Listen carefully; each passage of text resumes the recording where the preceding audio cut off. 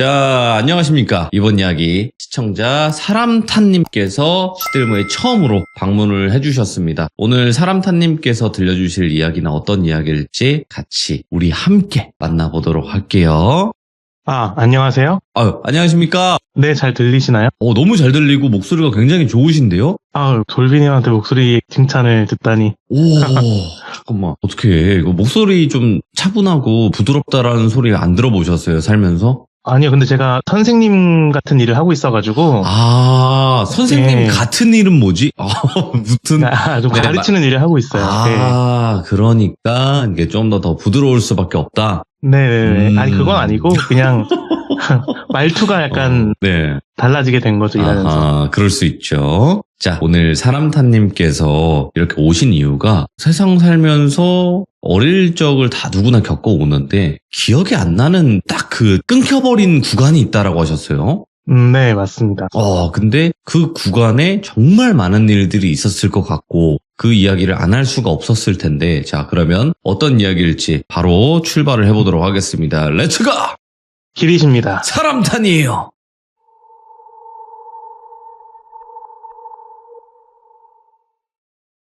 이 이야기는 일단 100% 저의 이야기입니다. 저는 일단 나이가 돌비님하고 또래예요. 오. 근데 저희 나이쯤 되면은 네. 아시겠지만 어제는커녕 오늘 아침 먹은 것도 약간 가물가물하거든요. 그쵸? 너무 뼈를 맞아가지고 아파요. 예. 근데 저는 이상하게 어릴 때의 기억이 되게 선명해요. 그러니까 특히 어린이집 다닐 때와 초등학교 때 기억이 되게 선명하거든요. 어느 정도냐면 제가 어린이집에 같은 반이던 5명의 이름, 그리고 선생님의 이름과 얼굴까지 다 기억을 할 정도로 되게 그때의 기억이 선명하거든요. 그런 경우 있더라고요, 진짜. 네. 네네네. 근데 제가 그때 90년대죠? 90년대 이야기를 들려드릴게요. 제가 들려드리는 이야기의 배경은 대부분 해가 떠있는 낮에 벌어지는 일들이고요. 이제 이야기를 시작하겠습니다. 저는 외아들이고 저의 부모님은 맞벌이를 하셨어요. 어머니는 중학교 선생님이고 아버지는 사업을 하셨거든요. 그렇기도 하고 저는 또 몸이 되게 왜소했어요. 제가 건강이 되게 안 좋았는데 보통 남자아이들이 학교에 입학할 때가 되면은 보통 25kg에서 35kg 정도가 되거든요, 몸무게가. 근데 제가 17kg였어요. 그 나이 때. 그리고 당시 몸이 너무 약해서 365일 감기를 달고 살았는데 코가 항상 막혀있고 목이 부어 있었던 상태였으면서 눈도 안 좋아서 되게 알이 두꺼운 안경 있죠. 그거를 끼고 다니는 아이였어요. 예. 근데 제가 어린이집을 다녔을 때는 어린이집이 왜 아파트 단지 안에 있는 어린이집이 있거든요. 그런 어린이집을 다녔었는데 제가 그때를 기억해보면 항상 제 감정과 고민은 심심함이었어요. 심심함. 나의 모든 세상이 이 아파트 단지가 전부였던 거예요. 그러다가 제가 드디어 초등학교에 입학하게 됩니다. 근데 초등학교는 버스로는 한 2정거장 되는 거리고 어린아이 걸음으로 한 20분에서 25분 정도 되는 거리였는데 등굣길은 엄마가 출근하시면서 저를 태워다 주셨고 하굣길은 제가 훨씬 학교가 먼저 끝나니까 걸어서 집까지 가게 되었는데 그게 전 너무 신났던 거예요. 제 세상이 아파트 단지 안에서 그만큼이나 커진 거죠. 근데 또 제 성격이 몸은 안 좋았지만 성격은 굉장히 깨발랄했어요. 어릴 때. 왠지는 모르겠는데 그 집 가는 길에 그 큰 길에 있는 문방구, 슈퍼, 열쇠집 이런 영업하는 가게들 문 열고 사장님한테 안녕하세요 라고 인사하고 지나가고 여기저기 구경하면서 동네에서 저를 모르는 사람이 없을 정도로 인사를 진짜 열심히 하면서 다녔거든요. 그래갖고 그 30분이면 가는 거리를 1시간이 넘게 맨날 집까지 갔어요. 그래서 제가 학교를 다닐 때쯤부터 저희 집에 외할머니와 외할아버지가 같이 살기 시작했는데 제가 그렇게 일찍 집에 가도 할머니 할아버지랑 뭐 하겠어요. 너무 심심하잖아요. 그래서 맨날 단지 안에 있는 놀이터에서 혼자 놀고 이러다가 엄마가 들어오기 전에 집에 들어가고 막 그랬었어요. 그러다가 문득 어느 날 생각을 하게 돼요. 제가 집에 가는데 그 맨날 가던 그 큰 길이 아니라 다른 길로 집에 가면 어떨까라고 생각을 한 거예요. 그럼 제 세상도 그만큼 넓어지는 거고 못 보던 것들도 볼 수 있게 되니까 그렇게 그날 그 생각을 학교에서 했는데 집에 갈 때까지 너무 두근거리는 거예요. 그 탐험을 할 생각에. 근데 그 당시 90년대는 제가 서울에 살았었는데 서울이라고 해도 큰 길에서 조금만 옆으로 빠져도 굉장히 허름한 건물과 길들이 되게 많았어요. 그래서 제가 그날은 학교를 하면서 처음으로 큰 길에서 오른쪽 골목으로 빠져서 그 골목길로 들어가게 됩니다. 근데 그 골목이 생각보다 좀 넓었어요. 그게 술집이 있는 거리였는데 술집 골목이 낮이라서 되게 조용한 편이었는데 제가 왜 그 길을 딱 술집 골목으로 기억하냐면 그 콘크리트 바닥에 요새는 깨끗하지만 그 당시만 해도 바닥에 좀 야한 사진 같은 게 있는 명함들이 바닥에 쫙 깔려 있었어요. 막 사람들이 예. 막 뿌린 그거 기억하시는 분들도 계실 거예요. 명함들. 근데 그것만으로도 저한테는 되게 충격적이고 재미가 있었거든요. 그러다가 그 길 좀 더 깊숙이 들어가니까 엄청 큰 간판을 달고 있는 나이트클럽이 있었어요. 오? 근데 그 나이트클럽이 문을 닫아가지고 폐 나이트클럽이 되었는데 제가 그 건물을 들어가려고 했는데 문이 잠겨 있어서 들어가지는 못했고 그 건물 뒤로 가면 공터가 있었는데 그 공터에 아시는 분들은 계실지 모르겠지만 나이트클럽에서 쓰는 큰 소파들이 있어요. 방마다. 근데 그 나이트클럽이 문을 닫으면서 그 소파들을 그 공터에다가 다 내놓은 거예요. 근데 그냥 내놓은 게 아니라 그 소파들을 되게 높게 얼기설기 높게 쌓아서 올린 거예요. 아, 근데 어린 제 눈으로 봤을 때 그게 엄청나게 높고 엄청나게 딴 세상이었어요. 그래갖고 와 내가 이 산을 정복하고 싶다라는 생각에 처음엔 거기를 기어 올라가요. 예. 근데 조금만 올라가도 너무 흔들리고 떨어질 것 같고 그러니까 그거는 포기하고 제가 그 안을 기어서 들어가 보기로 해요. 얼기설기 있으니까 공간들이 있을 거 아니에요.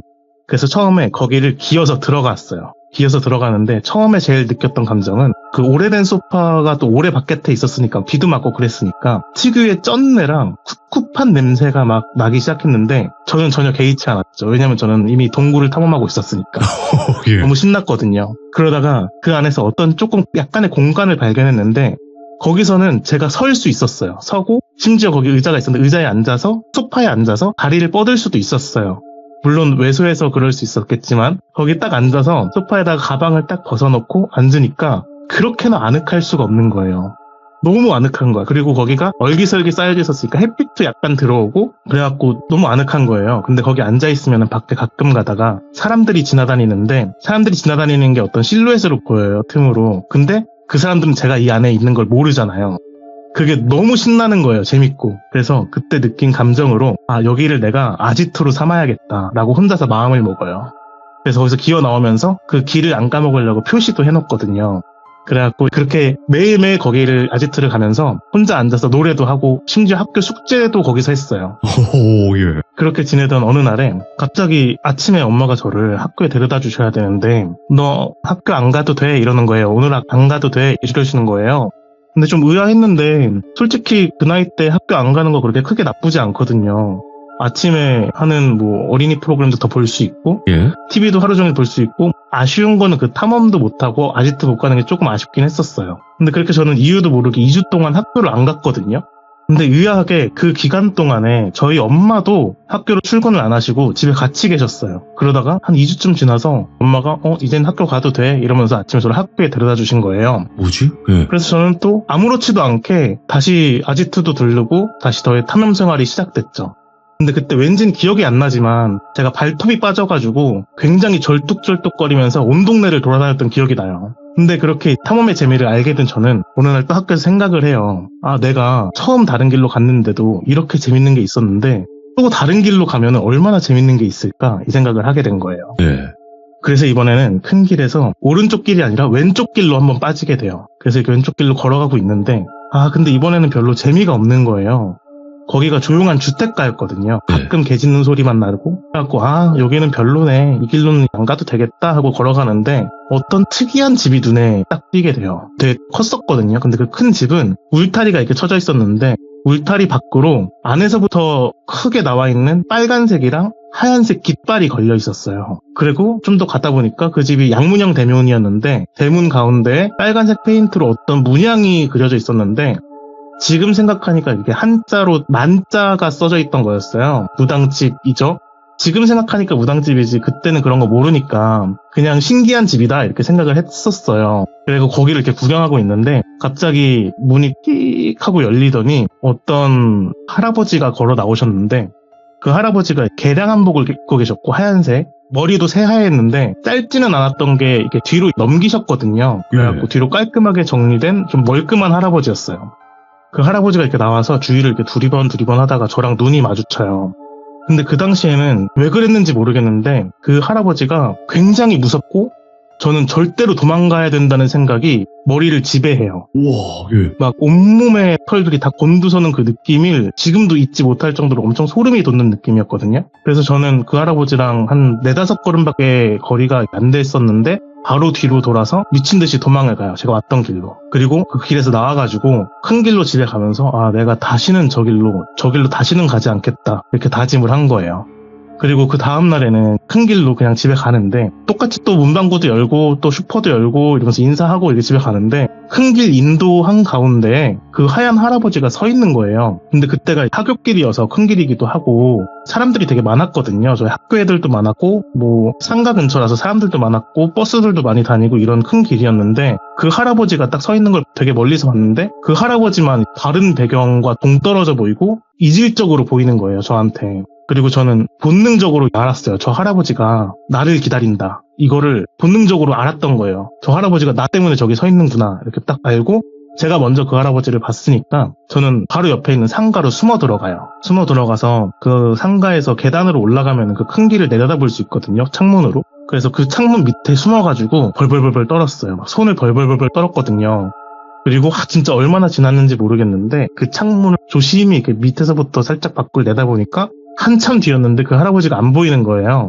그래갖고 이제 집에 가도 되겠다 그러면서 그 길로 집으로 갔죠. 그리고 또 다음 날이 됐는데 그 할아버지를 제가 만날까봐 이번에는 그 큰 길 들어가자마자 이 상가 들어가서 창문으로 밖에 보고 또 건너편 상가 들어가서 밖에 보고 이러면서 천천히 집에 가요. 그러다가 오늘은 없나 보다 하고 그냥 걸어가는데 중간에 사람들이 많이 서 있는 버스 정류장을 지날 때부터 누군가 저를 뒤에서 따라오는 느낌이 계속 드는 거예요.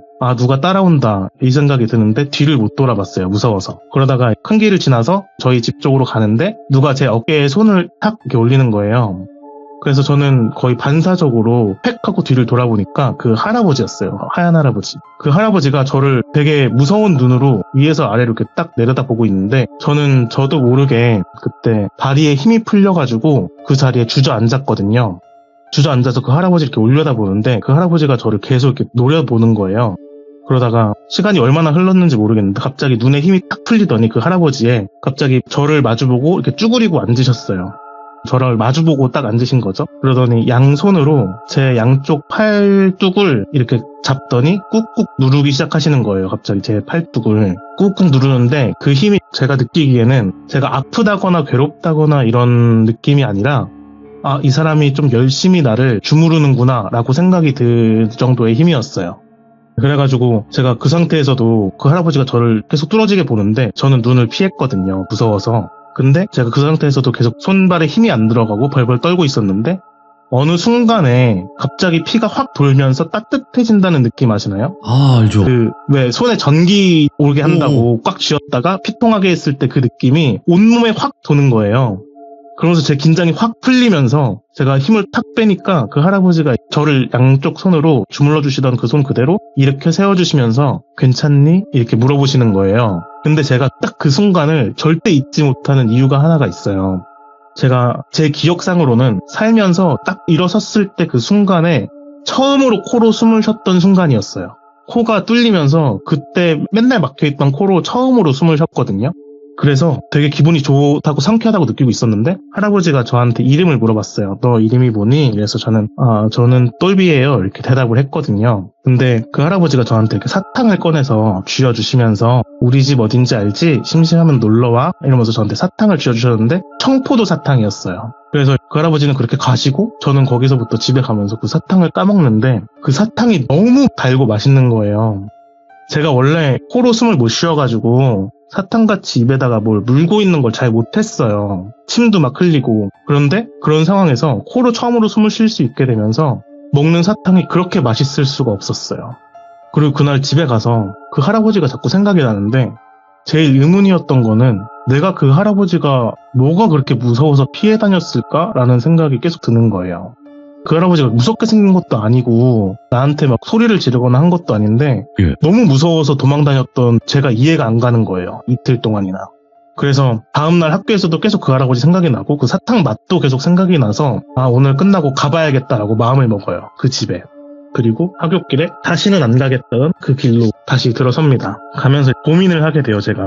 내가 가서 이름을 알려줬으니까 대문을 두들기고 똘비예요 하면 문 열어줄까? 이런 생각을 하면서 가는데 그 골목으로 딱 들어선 순간 그 할아버지가 보였거든요. 고민이 무색하게 그 대문 앞에 평상이 있었는데 그 평상에 앉아 계셨어요. 그래서 제가 안녕하세요 라고 인사를 하니까 똘비 왔니? 이렇게 해가지고 저한테 가까이 오라고 이렇게 손짓을 하셨어요. 그래서 제가 그 평상에 앉아 계신 할아버지 옆으로 갔는데 할아버지가 저를 이렇게 끌어가지고 또 저를 마주보게 하고 양손으로 저를 주물러 주시는 거예요. 예? 또 팔뚝을. 그래가지고 저는 좀 어색하잖아요. 어색해가지고 그냥 아무 말도 안 하고 쭈뼛쭈뼛 거리고 서 있는데 저를 한참 주무르시더니 또 사탕을 꺼내주셨어요. 그래서 저 사탕을 까고 있는데 그 안쪽을 가리키면서 안에 구경해볼래? 이렇게 물어보셨어요. 그래갖고 저는 사탕 맛있으니까 기분 좋으니까 그냥 네? 이랬죠. 그래서 그 할아버지 손을 잡고 그 집에 들어갔어요. 대문을 딱 열었는데 문을 여니까 그 앞에 바로 마당이 있었거든요. 깃발이 꽂혀져 있는 마당이 있었는데 그 마당에 여성분 두 분이 서 계셨어요. 한 분은 화장을 되게 짙게 한 아줌마랑 그 아줌마보다 조금 더 어려 보이는 여자 한 분이 계셨는데 어린 눈으로 본 거라 아줌마라고 했지만 좀 젊었을 수도 있어요. 그럴 수 있지. 저는 그분들한테 안녕하세요 이렇게 두 분한테 따로따로 인사를 드렸는데 두 분 다 저의 인사를 받아주지 않으셨어요. 그러니까 하루에 제가 인사만 한 20번은 넘게 하고 다니는 사람이었는데 또 안 받아주니까 좀 나름 충격을 받았던 것 같아요, 그때. 그래가지고 그 할아버지를 손을 잡고 마당을 지나쳐서 그 집 안으로 들어가요. 저는 그때 그 집을 깃발집이라고 했거든요. 그러니까 깃발집은 저한테 별세상이었어요. 예. 밖에서 보던 것보다 안이 더 화려하고 또 엄청 이것저것 많았고 그림도 그려있고 어린 제 눈엔 좀 알록달록하다는 느낌? 하지만 좀 정돈돼 있다는 인상을 받았는데 안 좋았던 거는 들어가자마자 계속 메슥거린다는 느낌을 받았거든요. 냄새 때문이었던 것 같은데 딱히 꼬집을 수는 없는데 굉장히 불쾌하다는 느낌과 막 속이 울렁거린다는 느낌을 받았어요. 그게 마치 제가 한번 따로 어린 적에 수영장에 빠져 죽을 뻔한 적이 있어서 수영장 냄새를 못 맡는데 그 냄새를 맡았을 때처럼 속이 울렁거리고 긴장감이 확 올라오는 거예요. 계속 그 집에 있을 때. 그래서 할아버지한테 나가자고 하고 싶었는데 제 손을 너무 꽉 붙들고 계셔가지고 저는 막상 또 할아버지 올려다 보니까 또 의지도 되고 이래서 그냥 따라갔죠. 근데 그 집을 또 한참 들어가다가 또 하늘이 보이는 곳으로 나간 거예요. 그 집이 특이하게 미음자 모양으로 되어 있는 집이라서 안쪽에 작은 마당이 하나가 더 있었어요. 밖에서 안 보이는. 그 마당에 딱 나가니까 냄새로부터 좀 해방이 돼서 저는 좀 편해졌고 거기에 수도가가 있었는데 저를 거기에 앉히시더니 학교를 갔다 왔으니까 씻어야지 하고 제 손이랑 얼굴을 직접 막 씻겨주시는 거예요. 근데 제가 원래 좀 독립적인 성격이었어서 혼자 샤워도 하고 막 잘했는데 왠지 그때는 아기처럼 되게 무기력하게 씻겼어요. 오, 씻겨짐을 당했구만. 예. 네, 계속 이렇게 저를 되게 애기처럼 씻겨주셨거든요. 그리고 다 씻고 나서 그날은 뭐 별일 없었고 대문까지 저를 다시 바래다 주시면서 사탕 하나 더 주시고 저한테 똘비야 바로 집으로 가. 할아버지가 저한테 그러셨거든요. 바로 집으로 가라고. 근데 그날 이후로 저는 따로 뭐 약속이나 그런 걸 안 해도 말은 안 해도 학교를 가는 날이면은 꼭 그 깃발집에 갔었어요. 하굣길에. 그래서 당장 저희 집에도 외할머니랑 외할아버지가 계신데 저는 그 깃발집 할아버지가 너무 보고 싶은 거예요. 맨날. 꼭 사탕 때문은 아니었는데 근데 항상 갈 때마다 할아버지가 저를 주물러 주시고 또 손도 닦아주고 세수도 시켜주셨고 대문 앞 평상에서 요구르트도 먹고 제가 막 조잘조잘 떠드는 얘기도 다 들어주셨어요. 예를 들어 학교에서 있었던 이야기도 하고 문방구에서 산 조잡한 장난감 자랑도 했었고 하굣길에 제가 막 탐험했던 곳들에 대한 이야기들도 다 했거든요. 그래서 할아버지는 별 말씀 없이 그걸 다 들어주고 가끔 웃고 이러면서 리액션도 좀 해주시고 근데 뭐 딱히 말씀이 많은 분은 아니셨던 걸로 기억해요. 그리고 또 어느 날은 깃발집에 들어가서 낮잠도 자기도 했고요. 근데 그 두 번째로 그 깃발집에 갔을 때는 이상하게 메스껍거나 그런 냄새가 안 나고 되게 편안했거든요. 근데 이때부터 제가 느낀 거는 지금 기억하는 향은 향냄새였어요. 향냄새를 맡았는데 네. 그 할아버지 몸에서도 향냄새가 항상 났고 그 집에서도 그 향냄새가 항상 나서 저도 지금까지 그 향냄새를 좀 좋아하거든요. 그때 기억 때문인지. 그래서 그렇게 지내다가 근데 또 막상 집에 가면은 엄마랑 할머니 할아버지한테 그 깃발집에 대한 얘기는 단 한마디도 하지 않았어요. 왜냐면은 워낙 엄하기도 하셨고 왠지 말하면 혼날 것 같은 느낌을 제가 어린 마음에도 받았던 것 같아요. 네. 근데 저희 어렸을 때는 학교를 주 6일을 갔어요. 토요일도 학교를 갔거든요. 근데 수요일하고 토요일은 급식을 안 먹고 집에 일찍 가는 날이었어요. 그래서 그때가 수요일인지 토요일인지 모르겠는데 좀 일찍 끝나는 날이어가지고 오늘은 아지트를 들렀다가 깃발집을 가자 이렇게 제가 계획을 세운 거예요. 그래서 처음에 학교가 끝나고 아지트를 먼저 갔죠. 근데 그 나이트클럽 뒤 공터로 딱 갔는데 소파들이 싹 사라진 거예요. 소파 더미가 모두 다 사라져가지고 그 공터에 턱에 앉아가지고 제가 굉장히 허무하게 슬퍼했던 기억이 나요. 그래서 거기 한참 있다가 깃발집이나 가야겠다 그리고 깃발집으로 갔죠. 그리고 또 그날도 항상 하던 패턴대로 주물름 당하고 그리고 세수랑 씻김 당하고 그리고 할아버지랑 있다가 할아버지한테 그 아지트가 없어졌다고 너무 슬프다고 이런 얘기도 하고 그렇게 그날은 또 지나갔어요. 근데 그렇게 또 며칠 뒤에 네. 엄마가 어떻게 알았는지 저한테 너 학교 끝나고 어디 이상한 데 가니? 오? 이상한 집 들어가고 막 그러니? 이렇게 물어보는 거예요. 예? 근데 처음에는 갑자기 저한테 그렇게 물어보니까 처음엔 되게 부정을 했어요. 근데 결국에는 깃발집에 대한 얘기를 모두 털어놓게 돼요. 제가 할아버지를 만나서 그 할아버지랑 놀고 그 깃발집에 있었고 어디에 있는 깃발집이고 다 얘기를 하게 되거든요. 근데 그 말을 딱 들으신 엄마가 되게 화를 내시면서 저를 집에다 두고 저녁에 밖으로 나가셔요. 예.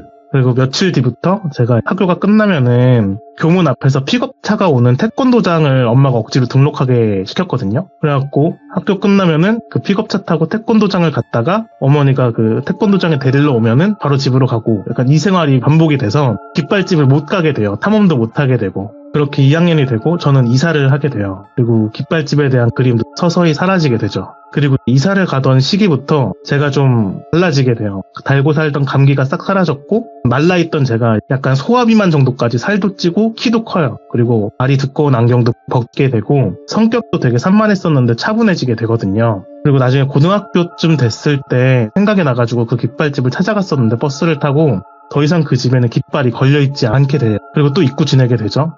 그러다가 또 시간이 흘러서 제가 군대를 갔다 와서 전역하고 엄마랑 단둘이서 술을 마시면서 이야기를 할 기회가 생겨서 막 이 얘기 저 얘기 하다가 제가 문득 그 깃발집에 대해서 물어봐요, 엄마한테. 혹시 초등학교 1학년 때 그 일 기억나? 이러면서 물어보니까 엄마가 진짜 한참 동안 생각을 하시다가 말이 없다가 저한테 그때 정말 많이 힘들었다 하면서 그때 이야기를 해주세요. 와, 어머니 시점이다 이제. 네, 이제부터는 저희 어머니의 기억이에요. 어린 외아들이 몸도 약한데 성격이 너무 어디로 튈지 모르는 애라서 학교에 입학하는 게 너무 걱정이 되셨대요. 왜냐면은 애가 빈집에 혼자 들어가는 게 걱정이 된 거예요. 집에 들어가는데 아무도 없는 게. 그래서 저 때문에 외할머니랑 외할아버지를 집에 모시게 돼요. 저 집에 들어갔을 때 혼자 있지 말라고. 그리고 아빠는 사업 때문에 항상 밤에나 들어오시니까. 근데 항상 퇴근하고 오셔가지고 제가 집에다가 벗어놓은 옷 같은 거를 보면은 너무 더럽고 살짝만 들어도 모래가 후두두둑 떨어지고 냄새도 엄청나게 났다고요, 제 옷에서. 그래서 애가 학교 끝나고 심심하니까 놀이터에서 뒹굴다가 오는갑다 생각을 하고 별로 신경을 안 쓰셨대요, 처음에는. 그러다가 어느 날부터 제가 조금씩 달라지기 시작했대요. 일단 제일 처음에는 제가 집에서 밥을 전혀 안 먹기 시작했대요, 저녁에. 안 그래도 마른 애가 밥을 안 먹으니까 막 억지로라도 먹이려고 혼도 내고 막 소리도 지르셨다고 해요.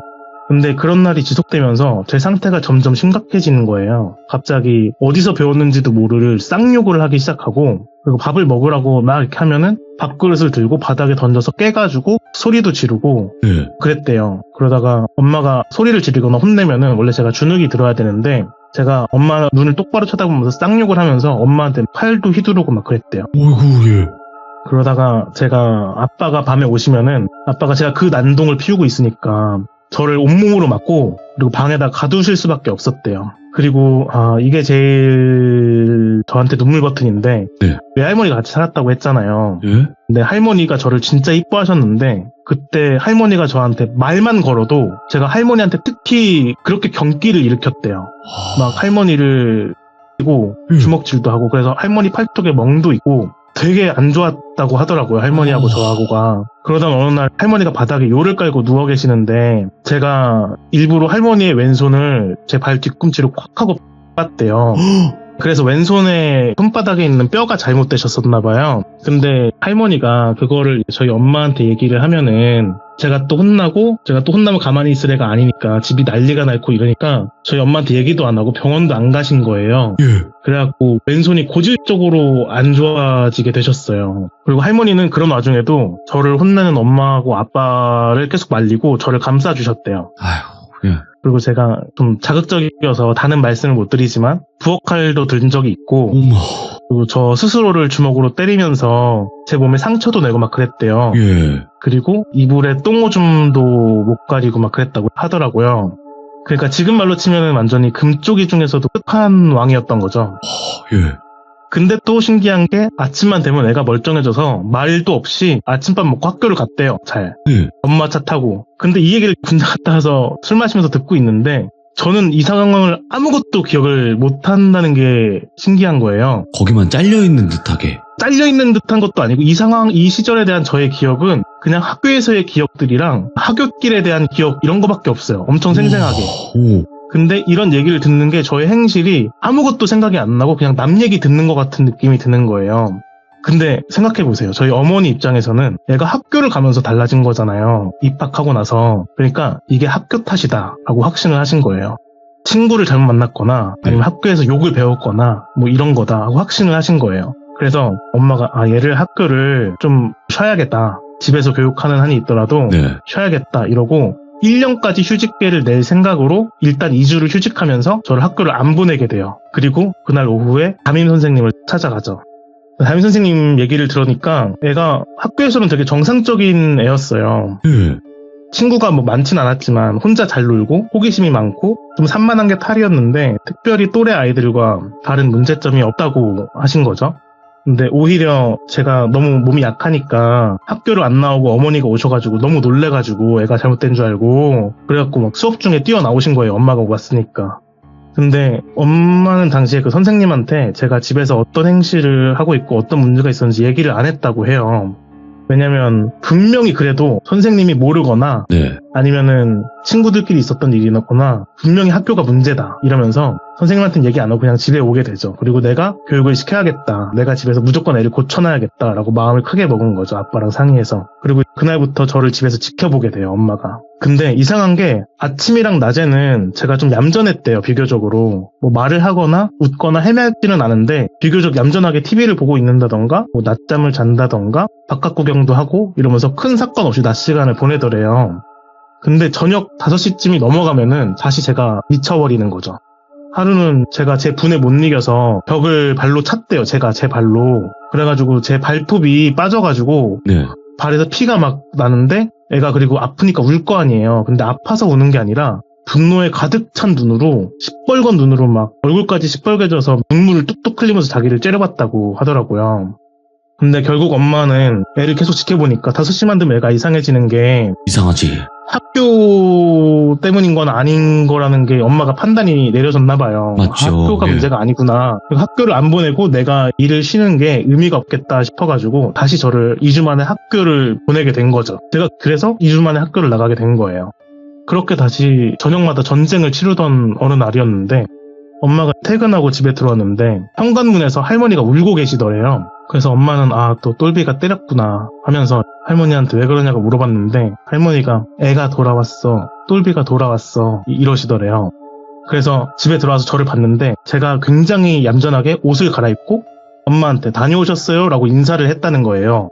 그리고 그날 저녁부터 제가 밥을 미친 듯이 먹더래요. 성격도 옛날 성격으로 돌아왔고 그리고 정상적인 대화가 되더래요. 좀 이상했을 때는 제가 말도 못하고 욕밖에 안 하고 그런데 제가 다시 정상적인 문장을 만들어서 이야기를 하기 시작한 거죠. 예. 그래서 그날 저희 할머니, 할아버지, 엄마가 같이 우셨고 아빠도 당시 폭력적인 저를 막으려고 때리고 가두고 하면서도 마음이 엄청 아프셨을 거 아니에요. 얼마나 아팠을까. 네, 그래갖고 알게 모르게 고생 많이 했고 아마 혼자 우셨을 거라고 하시더라고요. 근데 정작 제가 괜찮아졌잖아요. 근데 저한테 왜 그랬었니? 라고 묻지는 못하셨어요. 예. 왜냐면 너무 조심스럽고 지금은 괜찮은데 괜히 물어봤다가 잘못될까봐 가족들이 입을 맞춘 듯이 저한테 그때 얘기를 아예 안 꺼냈던 거예요. 그러다가 평화롭고 조심스러운 날들이 계속되다가 학교에서 연락이 와요. 어떤 학부모한테 연락이 왔는데 제가 무당집에 들어가는 걸 보고 담임 선생님한테 무당집 자식이 학교를 다니냐고 따지듯이 전화가 왔었다고 해요. 다니면 안 되나? 근데 그게 저라는 걸 어떻게 알았는지 모르겠는데 어쨌든 엄마한테 그 얘기가 들어가게 된 거죠. 그리고 그날 엄마가 저한테 물어본 거예요. 너 어디 가냐고. 근데 그때 저희 집안이 되게 독실한 천주교 집안이거든요. 저도 태어날 때부터 유아 세례를 받아서 세례명이 있어요. 근데 어머니는 깜짝 놀라가지고 그때 저에게 물어보고 추궁을 하게 됐고 얘기를 들으시고는 놀라가지고 그 무당집을 그날 저녁에 찾아가신 거예요. 근데 어머니 말로는 저녁에 갔을 때 그 할아버지는 안 계셨고 아줌마만 계셨는데 그 아주머니가 무당분이셨대요. 그리고 할아버지 물어보니까 낮에 계시던 할아버지는 어머니 말에 따르면 그냥 그 무당분이 어르신이라고 부르는 분이었대요. 네. 그리고 엄마가 가자마자 그 무당한테 자기는 똘비 엄마고 똘비가 여기를 들락거린다는 얘기를 듣고 놀라서 왔다 이렇게 얘기를 했대요. 그 무당 아줌마가 이렇게 됐다가 아 그럼 일단 들어오세요 하셔가지고 마주보고 앉게 돼요. 그리고 무당이 어머니한테 얘기를 해주시는 거예요. 아이가 이상한 곳에서 나쁜 걸 묻혀서 돌아다니길래 우리가 기도를 좀 해줬어요. 어머님 걱정처럼 아이에게 나쁘거나 해가 될 만한 일은 한 적이 없고 단지 아이 몸이 괜찮아질 때까지 어르신이 돌봐주고 놀아주면서 사탕이나 좀 나눠준 게 다예요. 이렇게 말씀을 하시는 거예요. 그리고 또 이제 아이가 괜찮아진 듯한데 멀쩡하고 평범한 아이가 무당집에 이렇게 들락거리는 게 아이에게도 나중에 좋을 게 없어요. 그러니까 아이가 좋아하고 어르신도 똘비를 좋아해서 오면 잠시 놀아주시기는 하는데 어르신도 애한테 오지 말라고 못한다고 하는 거예요. 네. 아이가 상처받을까봐 걱정하시는 거예요. 그러면서 이제 마지막으로 이 동네가 점점 번화하고 겉은 번지르르해져가도 험한 게 많은 동네예요. 헐. 근데 아이가 아주 약한 아이가 이 동네를 사방팔방 다 돌아다닌 거죠. 그래서 어르신이 돌아다니면서 청소를 하시는데 준비가 되면 이 동네에서 이사를 가시는 게 좋을 것 같아요. 그럼 아이가 더 괜찮아지실 테죠. 이렇게 얘기를 하신 거예요. 제가 이 얘기를 듣다가 생각나는 게 그 소파 더미 얘기를 제가 할아버지한테 되게 많이 했거든요. 아지트라고. 네. 그것 없어진 것도 아마 할아버지 영향이 있지 않았을까라고 생각을 해요. 근데 원래 엄마도 그때 되게 씩씩거리면서 무당집 찾았던 건데 얘기를 듣다 보니까 자기가 화낼 일이 아닌 거예요. 빙인 거지, 일단 그 자리에서 진짜. 고마우니까 감사합니다 하고는 집에 와가지고 아빠한테도 이 얘기를 했고 아빠가 이거는 가만히 있을 게 아니다. 그리고 다음날 아침에 두 분 다 회사에서 나오셔가지고 무당집을 가셔가지고 할아버지 찾아뵙고 고개 숙여서 인사를 했다고 해요. 감사 인사를. 그리고 제가 이 이야기를 학원을 보내면서 저를 무당집 못 가게 하고 저한테 한 번도 그 무당집에 대한 얘기를 꺼낸 적이 없어요. 뭐 가지 말라거나 캐거나 뭐 혼낸다거나 이런 것도 없이 제가 이 이야기를 23이 되어서 처음 들었잖아요. 네. 근데 이야기를 듣는데 너무 다 믿을 수밖에 없는 거예요. 기억은 하나도 없지만. 내 이야기인데 기억이 없으면 뭐 보통 안 믿는 게 정상인데 네. 믿을 수밖에 없었던 게 크면서 할머니가 왼손이 불편한 걸 알고 있었어요. 예. 그래서 바지도 혼자서 못 축혀 올리시고 그래서 제가 도와드렸거든요. 맨날 신발끈도 못 묶으셔서 맨날 도와드리고 했었는데 그 기억이 확 나는 거예요. 그리고 그 외에도 뭐 2주간 학교를 안 갔던 거, 그리고 발톱이 아파가지고 그랬던 거, 그런 것들이 다 겹쳐지면서 안 믿을 수가 없게 되었어요. 네. 근데 제가 고등학교를 다닐 때 할머니 할아버지가 돌아가셨거든요. 아휴, 예. 그리고 제가 군대에 계실 때도 아버지가 질병으로 돌아가셨어요. 그래가지고 이때 일을 제가 너무 늦게 들어가지고 미안한 마음과 감사한 마음을 항상 두고 살아가고 있거든요. 예. 제가 어릴 때 가족들을 엄청나게 괴롭게 했는데 저를 어쨌든 한 번도 포기하지 않고 감싸 주신 거고 그리고 클 때까지 티도 안 내주신 거잖아요. 그게 가족이고 부모죠. 그게 너무 감사드리고 또 하나는 제가 어릴 때 무섭거나 상처받지 않게 사탕 같은 거 주시면서 저를 좀 잘 돌봐준 깃발집 분들께도 그럼요. 좀 감사드리고 마음을 표현하고 싶네요. 이렇게. 제 이야기는 여기까지입니다. 이 사연을 듣고 그 깃발집에 계셨던 뭐 무당분이시나 뭐 할아버님은 안 계실 수도 있겠죠. 시간이 많이 흘렀기 때문에. 그쵸. 거의 30년 가까이 지난 시간이니까. 네. 그치만 혹여라도 이렇게 연락이 닿아서 이렇게 좀 만나서 또 그때 감사했다라고 한마디만 할 수 있으면 그 짐이 좀 덜어질 텐데요. 그죠? 맞아요. 제가 꼭 그러고 싶어요. 그럴 수 있다면은. 아이고, 근데 진짜 오늘 이야기는 어떻게 뭐 딴 생각을 할 수조차도 없는 이야기네, 이거. 그러니까 저도 그런 걸 막 믿고 살고 그러진 않았는데 예. 믿을 수밖에 없었어요. 저는 이 얘기를 처음 듣고는. 와, 이거 빠져드는 정도가 어디 뭐 다른 데 신경을 쓸 수 없는 이야기예요. 그만큼 잘하셨어요, 이야기를. 그리고 일단은 저희 채널에서 이 이야기를 전부 다 들었을 때는 빙의일 확률이 높죠. 예, 그런 그 것 험한 같아요. 것한테 빙의됐을 확률이 높고 그게 붙어서 그런 행위를 하니까 깃발집에서 도와준 거고. 그쵸. 근데 너무 그게 부모님께서는 차마 지금도 아마 전부 이야기 안 하셨을 것 같아요. 더 심한 경우였을 것 같아요. 그랬을 것 같아요. 저희 어머니도 굉장히 그때 얘기하시면서 좀 힘들어 하셨거든요. 그래도 어떻게 좀 잘 해결이 되어서 다행인데 이 이야기를 이미 할머님 할아버님 돌아가시고 아버님까지 돌아가시고 나서 들은 거죠. 네. 그래서 더 마음에 짐이 있으셨겠구나. 할머니의 그 손이 막 꿈에도 나올 정도로 아직도 좀 마음이 아팠어요. 근데 저는 전혀 몰랐죠. 그냥 할머니가 원래 손이 불편했구나. 약간 이런 식으로 알고 있었으니까. 근데 그 짐 좀 내려놓으셔도 될 것 같은 게요. 부모는 그런 걸 다 초월합니다.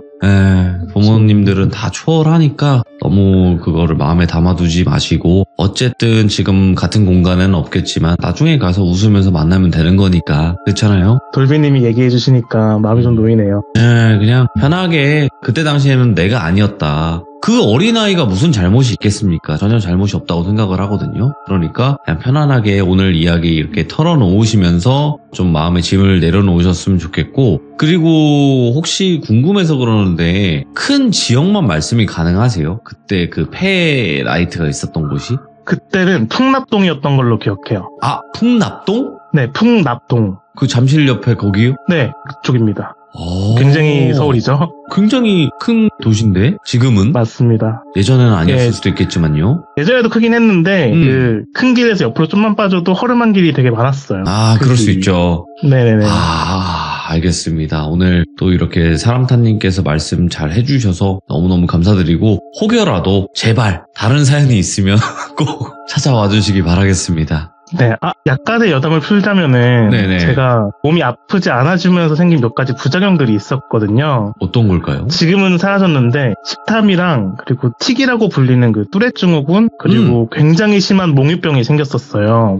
네. 그래서 나중에 이 이야기도 풀 기회를 주신다면 한번 또 찾아뵙고 싶습니다. 이것도 어떤 사연이 있나 보네. 네, 있습니다. 한번 또 나중에 제가 정리를 해서 또 한번 찾아뵙겠습니다. 못 나가요, 어차피 사람타님. 이제 들어오시는 거는 그래 내가 제보 한번 해봐야지라는 마음으로 제보를 하시지만 들어오는 거는 자유인데 이게 나가는 게 쉽지가 않아서.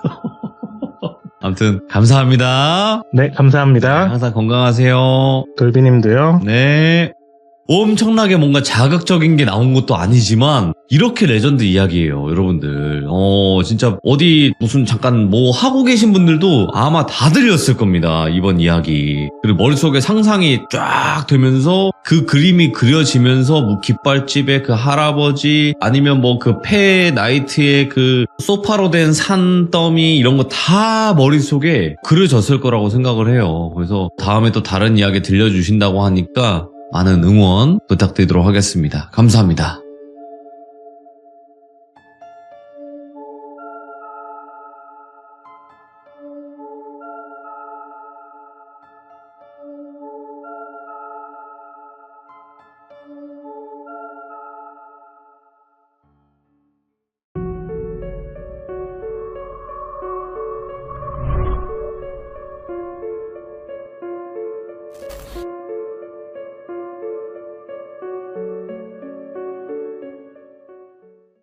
자, 여러분들 안녕하십니까. 이번 이야기는 시청자 콩님께서 찾아오셨습니다. 콩님의 이야기 바로 만나보도록 할게요. 안녕하세요. 네, 반갑습니다. 네, 반갑습니다. 오늘은 일본 이야기가 아니라 미국? 이야기입니다. 네, 미국의 이야기인데 일단은 어떤 이야기인지는 항상 들어보면 아는 게 바로 콩님의 이야기니까 바로 출발을 해보도록 하겠습니다. 렛츠가! 콩입니다. 콩이죠.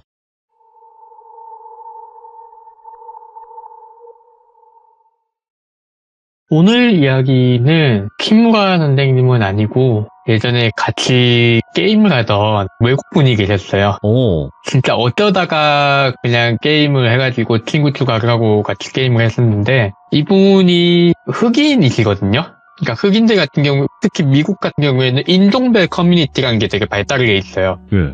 흑인들은 흑인 사회가 있고 아시아인들은 또 아시아 사회가 있고 네. 또 백인들끼리 모이는 백인들 안에서도 이제 라틴 아메리칸 계열이라든지 이런 사람들이 또 따로 모이고 인종별 커뮤니티가 많기 때문에 자기네 커뮤니티 안에서 도는 얘기 같은 것들이 많대요. 이 이야기는 제 게임 친구분이 자기가 들은 이야기다라고 해주신 건데, 이 이야기에 발단이 되는 분은 남성분이에요. 예. 이분을 제임스라고 할게요. 이 제임스 씨는 약간 좋은 집이었지만은 집안 가세가 기울어서 그 판매업 같은 걸로 업종을 유지하고 계셨어요. 네. 그러다가 어느 날 할아버지가 돌아가셨다는 얘기를 듣게 됩니다. 듣게 되면서 아버지하고 가족들이 다 모여서 장례식을 치르고 밥 먹으면서 고인에 대한 얘기하는 자리를 가지는데, 거기서 그런 얘기가 나온 거예요. 할아버지께서 생전에 가지고 있던 집 그건 어떻게 할 거냐. 그러니까 아버지가 그 집 어떻게 할까 하고 있으니 이 제임스 씨가 선뜻 그랬대요. 할아버지가 집이 있었어요. 아버지는 너는 기억이 안 나니? 이러시니까 제임스 씨는 나는 잘 기억이 안 난다. 근데 그 집이 왜 무슨 문제가 있는 집인가? 하니까 아버지가 딱히 집에는 문제가 없단다. 네. 근데 워낙에 오래돼가지고 아버지도 거기 아니고 그 요양원 같은데 계셨으니까 이 요양원이 워낙 비싸다 보니까 그쪽으로 돈이 다 들어가서 그 집이 관리가 안 되고 우리가 형편도 좀 팍팍했잖냐. 뭐 이제 아버지 요양비 덜 나가니까는 그 집도 관리해야 되는 거 팔고 나면 우리 생활도 나아지지 않을까? 뭐 이런 식으로 얘기를 하니까 제임스 씨가 당장 팔 거 아니면은 내가 그거 좀 다듬어 볼게요, 집을. 그 홈데크였나? 미국에 굉장히 큰 잡화점 같은 게 있대요. 정확하게 따지면 인테리어나 자동차 관련 이런 거 되게 크게 하는 되게 큰 마트가 있는데, 아무튼 이름이 홈 어쩌고였는데 거기서 판매직으로 일하고 있으니까 내가 일하면서 직원가든지 아니면은 주변 사람들한테 싸게 얻어서 그런 것들로 그 집을 깔끔하게 꾸며놓으면은 팔기가 더 좋지 않겠냐. 그러니까 아버지가 근데 반응이 영 시큰둥하더래요. 아들을 못 믿어서 시큰둥한 게 아니라 딱히 아들을 그 집에 보내고 싶지 않다는 느낌이었대요. 근데 이 제임스 씨가 워낙에 그거를 강하게 주장을 하는 거예요.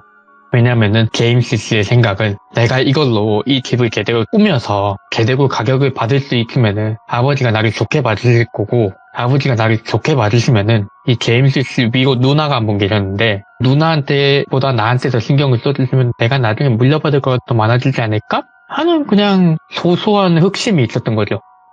그래 알아서 해봐라. 오케이 네가 알아서 해봐. 대신 하다가 무슨 일 있으면 꼭 나한테 연락하기. 아버지가 허락을 내주신 거예요. 그 제임스 씨가 할아버지 집 주소도 받고 해서 보니까 생각보다 그 집은 왜 지금까지 찾아가지 않았나 싶을 정도로 되게 가까이 있었대요. 그냥 생각했던 것만큼 어지러운 집도 아니었고, 아무리 생각해도 나쁜 거라고는 이 집 주변에 다른 집이 없어요.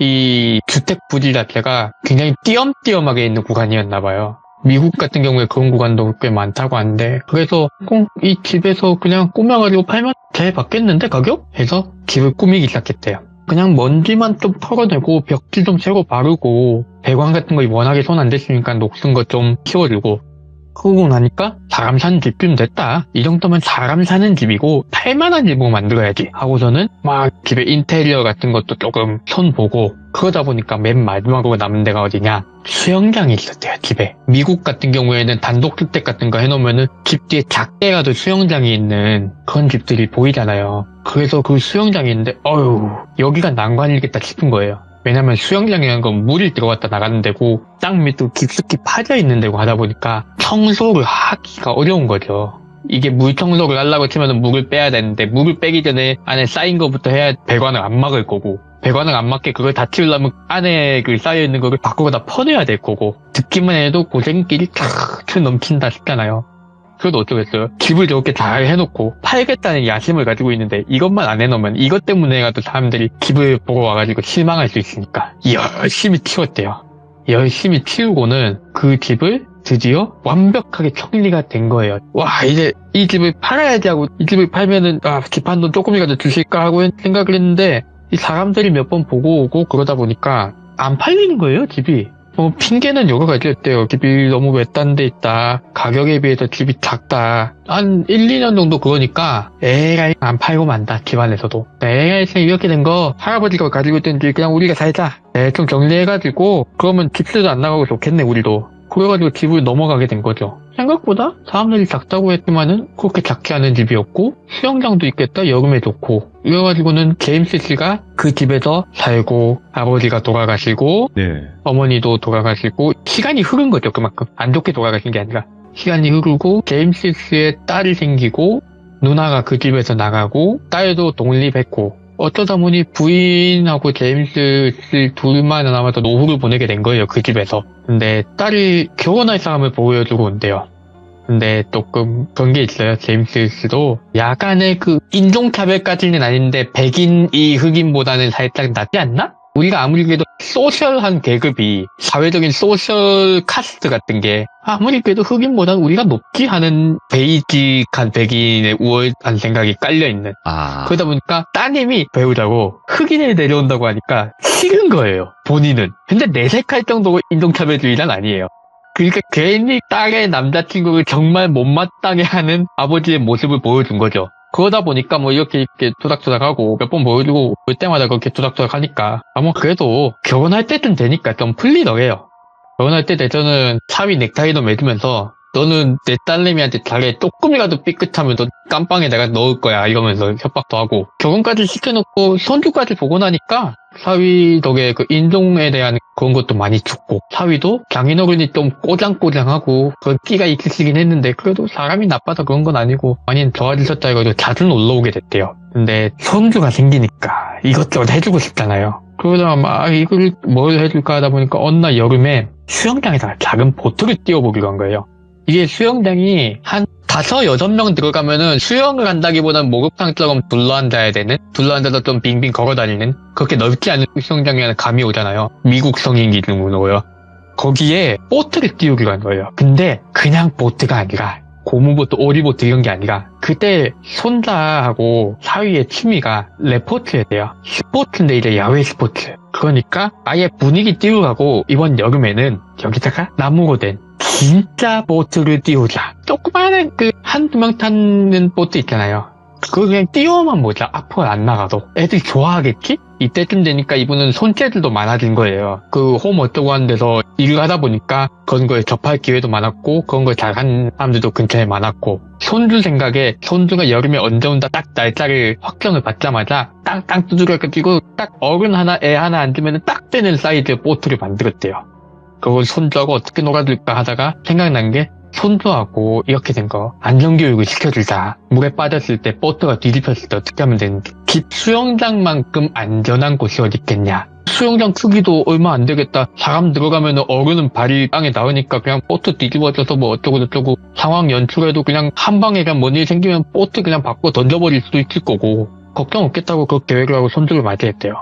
역시나 너무 좋아하죠. 할아버지가 나를 위해서 보트를 만들어줬어. 우와, 보트 색깔도 내가 제일 좋아하는 색깔이야. 우와 하고선 손들 난리 났죠. 사위도 와, 장인어른 저런 것까지 하실 줄 아셨습니까? 와, 놀랍습니다. 와, 우리 아들 근데 아들 저거 기운 너무 넘쳐가지고는 감당 안 될 것 같아요. 장인어른 진짜 도와주셔야 돼요. 이러니까 제임스는 안에서 가슴이 막 부푼 거죠. 어깨가 올라가고 와, 내가 손주를 저렇게 기쁘게 했다 하면서 그렇게 보트를 뒤집어주고 막 이렇게 노는 거예요. 그러다가 어떤 걸 하게 된다면은 그게 있어요. 만약에 내가 뭔가 위험한 상황이 생겨서 물속에 들어가서 숨어야 되는데 내가 잠수를 잘 못하거나 오래 숨어 있어야 되면은 나무 보트 같은 건 움푹하잖아요. 안에가 보트를 일부러 뒤집어서 물에 들어가서 보트 안쪽으로 머리를 내밀고 그러고서 수영을 하고 있으래요.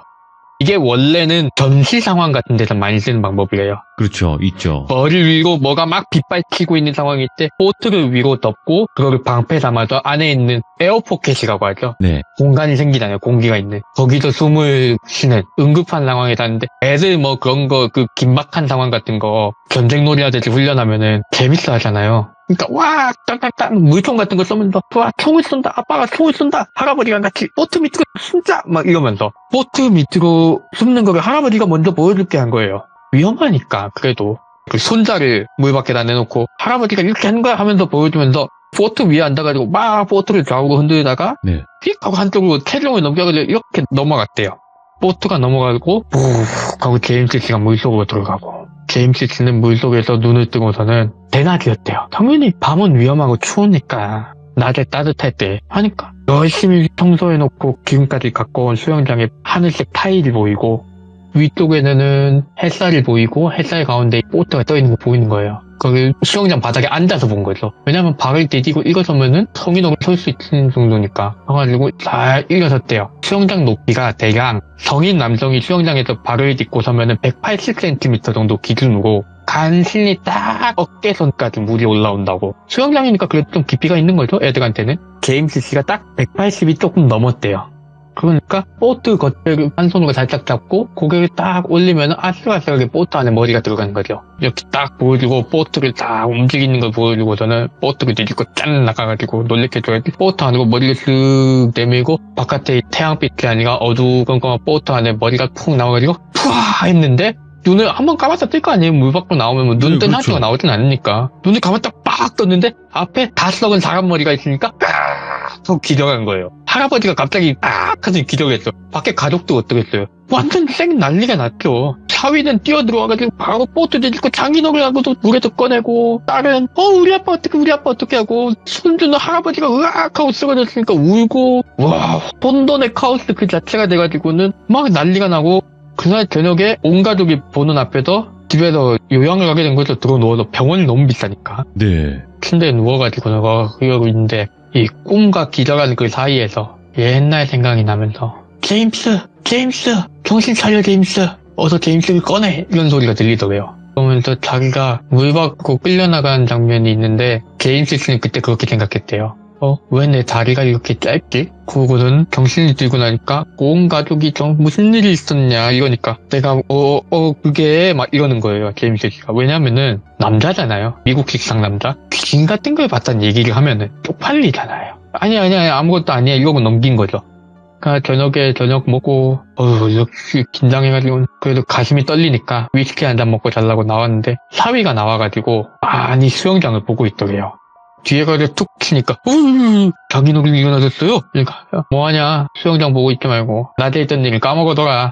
내가 나이가 들어가지고 그랬나봐 그냥 헛것이나 봤나봐. 그러니까 헛것이요? 아이 그래 너라도 한번 들어봐라. 내가 어땠냐면은 하면서 얘기를 한 거예요. 물속에 들어갔는데 어두컴컴 보트 안에 들어가자마자 다 썩은 머리 같은 게 그러니까 이 사위가 저 장인어른 드릴 말씀이 있습니다. 이러니까 무슨 소리 하려고? 근데 하는 말이 사실 우리 마누라가 네.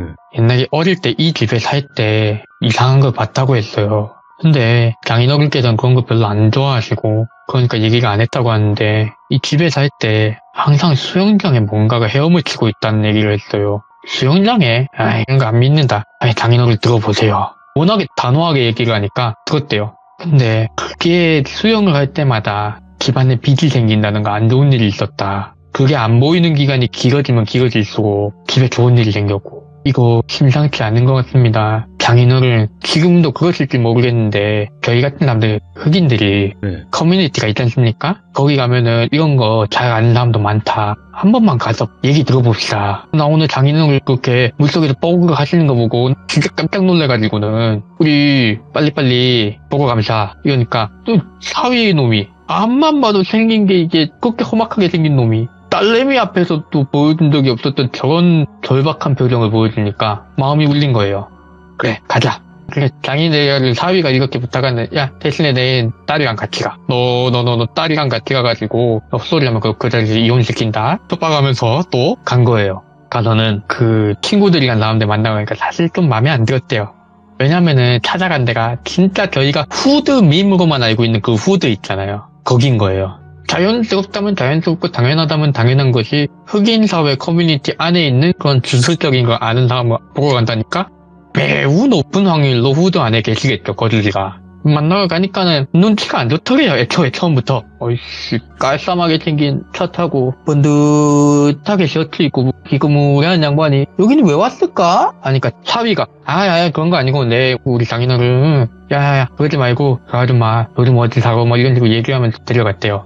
그랬더니 문을 딱 열었는데 문을 딱 열자마자 들린 소리가 그 영어로 그대로 하면은 문을 딱 열자마자 저만 안쪽에서 쎄쎄 까댐 하면서 누가 나오더래요. 왜 할마씨가 쎄쎄 까댐 이러면서 나와가지고는 딱 보더니 사위를 보고 제임스 씨를 보고 한 말이 Get out 이러는 거예요. Get the fuck out, get the fuck out of my house 이러면서 쫓아내더래요. 이러니까 일단 제임스 씨가 나갔는데 정신 나간 할망구 왜 저러냐? 사위야 여기 맞아?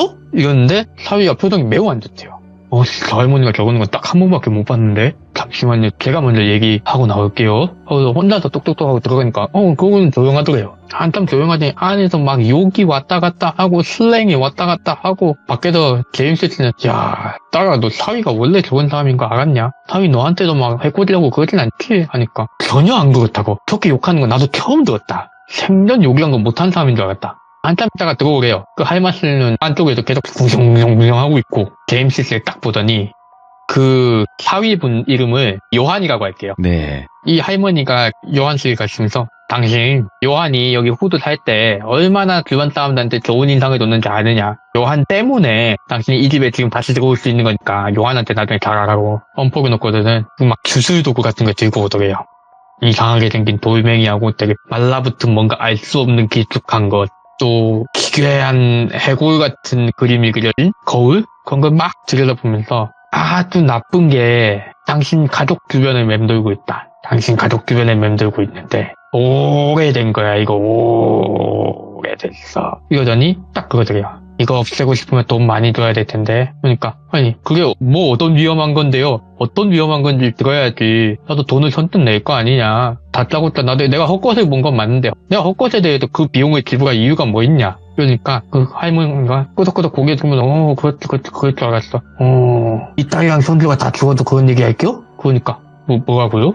이거 그냥 두면은 이번 대회는 쉽게 안 넘어가. 이번 대회는 네 딸도 뛰릴 수도 있고 네 손주도 줄줄이 나갈 수도 있어. 이거 갑자기 분위기가 험악해진 거예요. 가족 가지고 막말하지 말라고. 근데 이 할머니가 단호해요. 막말? 막말? 나가시던가. 나 장사 맞는데 오래 못 넘길 수도 있다고. 진짜 위험한 거라고. 이거 그래도 우리 쪽하고 어떻게 방식이 비슷한 거 같으니까 내가 처리를 할 수 있어도 나 여기서 당신들 안 하겠다고 나가면은 요한이 다시 들어와도 안 들어질 거라고. 그러니까 이제 망설여진 거예요. 근데 요한이 주머니에서 현찰을 딱 꺼내드려요. 할머니 이 정도면 돼요? 그러니까 야 너 그 돈 어디서 나서? 제가 따로 모아뒀던 거예요. 원래 제 차 바꾸려고 했던 돈인데 이걸로 돼요? 하니까 그 할머니가 표정을 깨끗하면서 됐어 안 받아 가자 제 집으로. 이러더니 대뜸 그 집으로 가세요. 네. 갔어요. 가서 집을 쓱 둘러보더니 수영장 주변을 쓱 둘러보더니 하고 수영장에다 침을 뱉더래요. 저건 데다가 숨겨놨으니까 찾기가 쉽지가 않지. 이러더니만 전화를 해가지고 여기 공사비 줄 테니까 너 공사 하나 해야 쓰겠다. 우리나라 말로 치면 이런 식으로 말을 했대요. 그랬더니 뭐 건장한 흑인 라틴 사람들이 트럭을 타고 와가지고는 뭘 들고 왔나 했더니 오한마하고 곡괭이 같은 걸 들고 왔네. 다짜고짜 수영장 문을 다 빼래요. 수영장 문을 다 뺏었대요 제임스가. 그랬더니 할머니가 아까 말했던 그 주술도구 같은 거 거울 같은 걸로 막 빛을 비춰보고 그러면서 삐쩍 마른 뭐 길쭉한 거 그것도 막 이렇게 휘젓고 알 수 없는 말을 막 하더니 어딘가를 딱 찢더래요. 깨가고 부수하고 깡 부쉈대요. 부수다가 중간중간이니까 그만 하는 거예요. 그만하고 자 제임스 씨 이리 와봐요. 그러더니 조그마한 곡괭이 들더래. 안에 지금 뭐가 있을 건데 댁이 깨야 돼. 주술을 받은 게 당신 가족이고 당신이 이 집에 지금 제일 어른 그러니까 집안을 책임지는 입장이니까 당신이 깨야지 이 저주가 완전히 와해가 되는 거야. 원래 이런 건 남이 손을 대가지고 깨주면 반푼이밖에 안 돼. 뭐 이런 식의 말을 했대요. 모르겠다가 그냥 깼대요. 아이고 씨 내가 돈 쳐발라가지고는 깔아놓은 타일 다 망가졌네 하고는 깡깡 깨는데 깡깡깡깡 했는데 느낌이 이상해. 단연간의 이 홈 인테리어 쪽으로 잔뼈가 굵고 보트 만든 시점에서 눈치채셨겠지만 손재주가 있는 이 제임스 씨의 손끝에 닿은 느낌이 돌, 흙, 돌, 흙, 돌, 흙, 쨍그랑 이런 느낌이 돼요. 글로 표현하면. 응? 돌, 흙, 돌, 흙, 돌, 흙, 쨍그랑 이 느낌이 다른데 뭐 깨지는데? 깨졌어? 깨졌으면 됐어. 나와봐. 하고선 그 할머니가 삽하고 이렇게 해가지고는 파냈는데 토기로 된 항아리가 나왔대요. 우리나라에서 만드는 항아리처럼 유약 발라가지고 그때가 번들번들한 게 아니라 아프리카식 항아리, 그것도 조금 문명화가 안 된 부족들이 쓰는 느낌의 항아리라고 하면은 이미지 상상이 편하실 거예요. 유약 같은 거 안 바르고 그냥 말 그대로 흙 자체를 그냥 붙여서 만든 그런 항아리가 나온 거예요. 나왔는데 그 할머니가 이렇게 예쁜 항아리를 가지고 이렇게 나쁜 일을 써먹다니. 같은 동족이지만은 참 싫다. 항아리를 꺼냈는데 항아리 안에 엄청난 양의 머리카락하고 되게 쪼그라든 무언가가 있었대요. 할머니가 그거를 곱게 천에 싸가지고는 가자 하고 저는 그걸 들고 어디론가 가더래요. 집 근처 가장 가까운 곳에 뭔가 태울 수 있는 공간에 가서 그걸 곱게 다 태워버리더래요. 태우면서 또 뭐가 이렇게 알 수 없는 언어로 주문을 외우고 끝이 났다 이러는데 그건 그게 뭡니까 하니까 제가 그 주술에서 쓰인 물건을 칭하는 단어를 까먹었는데 우리나라에 아주 비슷한 게 있다는 얘기를 들었어요. 그래서 우리나라 걸로 얘기를 하면은 그게 연매인 거예요. 아, 예. 그런 거에 가지고는 이게 누군가가 의도적으로 거기다가 만들어서 예. 어린아이가 안 좋게 된 그런 걸 만들어서 넣어놓고 세탄이라고도 하죠, 우리. 그거를 넣어서 저주를 했는데 이 저주가 당신 가족들을 복을 빼앗아가고 안 좋게 몰락시키고 싶어 한 거야. 이 저주는 오래 갖고 질척질척하게 날라붙는 저주라서 천천히 집안을 갉아먹는다. 당신들의 혈육이 끊길 때까지. 오랫동안 가난에 찌들고 가족들이 서로를 못 믿게 되고 그리고 가족이 완전히 찢어지고 결국은 한 명 한 명 고통스럽게 긴 고통 끝에 생을 마감하게 하는 악질적인 저주다. 네. 주변에 원한 살만한 사람 없었나 하니까 모르겠대요. 그러면서 고개를 끄덕끄덕 하면서 그 할머니가 모를 수 있다. 항아리 상태도 그렇고 안에 든 내용물도 그렇고 요즘만한 건 아니라고. 분명 위에 이 집을 처음 살 때쯤에 다른 가족이었을 수도 있고 대수가 없이 결혼이라든지 혹은 뭐 혈연이 엮여서 그랬을 수도 있고 아무튼 재수가 없었으니까 조심해라. 그리고 요한한테 잘하고 이러고서는 떠나셨대요. 네.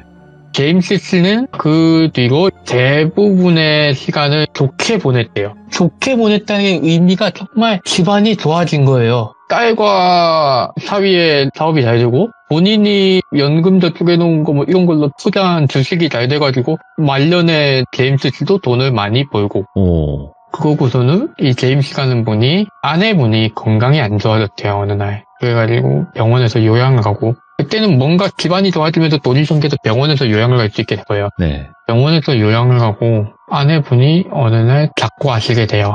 숨을 거두시게 됐는데 네. 숨을 거두시고 나서 조용히 혼자 그 집으로 돌아와서 술을 마시면서 수영장을 바라보고 있었대요. 네.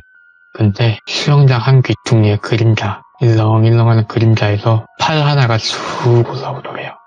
팔 하나가 쑥 올라와서 수영장 겉에를 잡고 고개를 반쯤만 쓱 내밀더래요. 그러면서 하고 웃더니 사라지더래요. 제임스 씨가 그걸 보고 기절할 듯이 넘어갔다가 요한한테 물어봤대요. 이게 뭐겠냐 하니까 모르겠다. 분명히 완전히 없애졌다고 했는데 너무 깨름직하니까 집을 팝시다. 와. 하고 마지막으로 결국 그게 어떻게 된 일인지는 왜냐하면 그때는 그 주술사 할머니는 이미 세상 사람이 아니었었대요. 아, 네네네. 이 사건 이걸 해결했을 때도 노년이셨으니까 거기보다 훨씬 시간이 지났으니 이미 이 세상 분이 아니신 거죠. 그러니까 더 이상 물어볼 데가 없으니까 결국 그 집을 그냥 팔고 아예 그 동네를 떠나셨다고. 예. 이렇게 이 이야기가 마무리가 됩니다. 야, 끝난 줄 알았는데 끝난 게 아니네.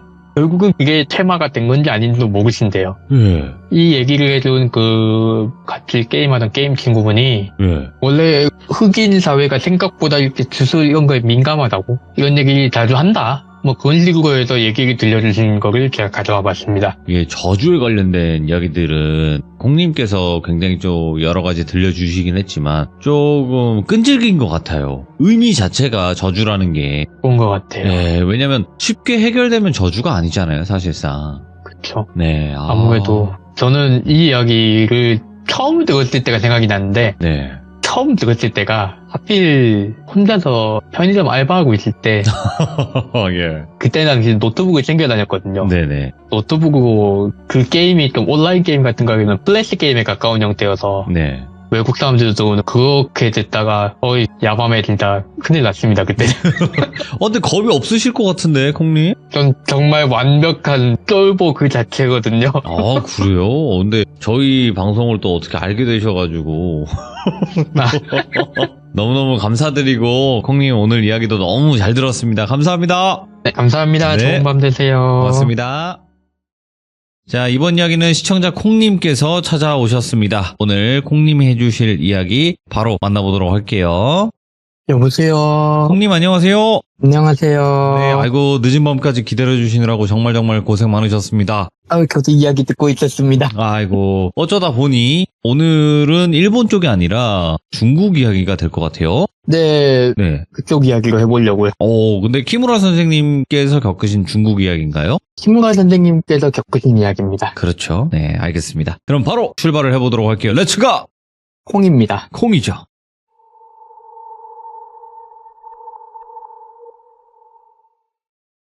이번 이야기도 키무라 선생님이 겪으신 이야기고요.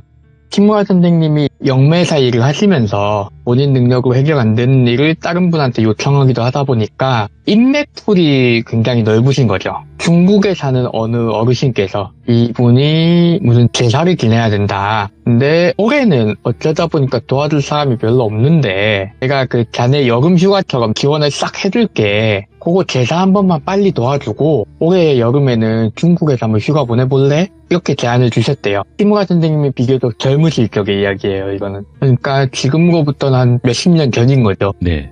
키무라 선생님이 그럼요, 도와드리죠 하고서는 비행기를 끊고 중국으로 가셨어요. 중국으로 가니까 그 어르신께서, 이분은 그냥 어르신이라고 할게요. 어르신이 키무라 선생님 오는 거 기다렸다가 아이고 키무라 선생님 왔어? 우리 조금 바쁘니까 빨리 일 끝내고 쉬자. 그러더니 차를 태워가지고 어디로 데려가시더래요. 거기 그쪽으로 제사에 필요한 거는 다 보내놨고 내가 우리는 몸만 가면 된다. 네. 그래서 차를 타고 갔는데 중국의 어느 시골 마을로 가더래요. 중국은 땅이 엄청 넓잖아요. 그렇죠. 그렇다 보니까 시골 마을이라고 하면은 진짜 어떤 데는 전봇대도 없는 거예요. 땅이 워낙 넓고 하니까 인프라 시설이 별로 없는 거죠. 진짜 그런 시골이었대요. 상상하기 쉽게 얘기하자면은 우리 다큐멘터리 같은 데 나오면은 중국 소수민족들이라고 나오면서 되게 네모났고 창문도 그냥 나무 창문 해가지고 집 한 10채 정도만 있고 그게 마을이라 하는데 그런 데를 가셔서 그때 마을이면은 사람이 있어야 되잖아요. 마을은 사람들이 집을 짓고 모여서 사는 곳이니까 사람이 아무도 없는 거예요. 사람이 아무도 없고 이 어르신이 미리 보내놨다던 물건들만 와 있어요. 그러게 제사상 차릴 것들 규모가 꽤 크더래요. 한두 사람 제사상이 아니구나 이게. 마을은 또 이렇게 조용하고 아무도 없는 거 보니까 이 마을 전체에 대한 그런 제사를 지내주시는구나 이렇게 생각을 하고 준비를 했대요. 제사상을 이렇게 차리는데 음식이 딱히 좋은 음식들은 아닌 거예요. 왜 제사를 지내면은 죽은 사람한테 망자에 대한 예의랄까? 예. 망자에 대한 접대를 해주는 거죠, 저희가. 산 사람이 망자를 위해서 간을 풀어라 하고서는 부탁을 하는 입장이고, 그렇다 보니까 부탁을 하기 위해서는 좋은 걸 준비해서 상을 차려주는 게 기본인데, 표현을 이렇게 하시더라고. 콩밥 먹이는 것 같았다고. 우리나라 사람들은 이렇게 이해하면 편할 거예요. 마치 그냥 죄수들 콩밥 먹이는 것 같은 밥들이 제사상에 올라가더래요. 제사상에 밥을 딱 차려놓고 제사를 지냈대요. 중국 제사는 우리나라 제사하고 비슷하다고 생각하면 이해가 빠르실 거예요. 제사상을 올리고 향을 피우고, 왜냐면 불교 계통의 영향이 많이 크기 때문에 대체로 그런 식으로 이렇게 제사상을 차리고는 평범하게 제사를 드리고 그날 밤에는 밤이 너무 늦었으니까 거기서 자고 가세요. 왜냐면은 여기가 굉장히 시골이라 차를 타고 들어오는데도 굉장히 오프로드 느낌으로 들어왔고 제사를 지내는데 이게 음식을 차려놓고 향을 피우고 제사가 하면 청문도 읊고 하면은 오래 걸리잖아요. 규모가 클수록 시간은 더 걸리니까. 네. 제사를 하고 나니까 해가 져버려가지고 여기서 자고 가자는 거예요. 그때 당시에는 키무라 선생님이 아직 제자분도 없었을 때예요. 이렇게 잘라고 누웠는데 굉장히 귓가가 시끄럽더래요. 시끄러운데 이런 소리가 막 나더래요. 맛있다 이런 소리가 나더래요. 그러니까 키무라 선생님이 이게 망자들이 와가지고 밥을 먹고 가는구나. 근데 소리가 이상하다. 보통 마을 사람들의 망자라고 생각하면 아이고 제사장이 왔네 마을 사람들 와보세요. 망자들도 기본적으로는 살아있던 사람이 생을 마감을 하고 그게 영이 남은 거니까 살아있던 시절에 그냥 평온하게 갔으면은 그저 그렇게 나오는 거죠. 근데 이거는 소리가 아귀 저리 가라는 거신 들리는 소리가 나는 거예요. 그랬더니 키무라 선생님이 너무 궁금해진 거죠. 너무 궁금해서 살짝 일어났대요. 그때는 키무라 선생님도 젊을 때가 지금보다는 많이 무모하신 타입. 약간 경험이 적으신 거죠. 그래가지고는 궁금한데 하고 저는 창문 밖으로 살짝 이렇게 봤는데 키무라 선생님은 영안이 되게 흐릿하게 보시는 분이라 똑똑히 안 보이니까 가방에서 뭘 꺼내셨대요. 가방에서 연고 같은 걸 꺼내신 거예요. 그때 당시에는 키무라 선생님도 이렇게 도구 같은 걸 많이 의지하셔서 영안이 또렷하게 튀어있는 제자분도 없을 때니까 본인이 이런 걸 해결하기 위해서 본인이 보기 위한 수단을 준비를 한 거예요. 이런 연고 같은 걸 만드는 기방이라든가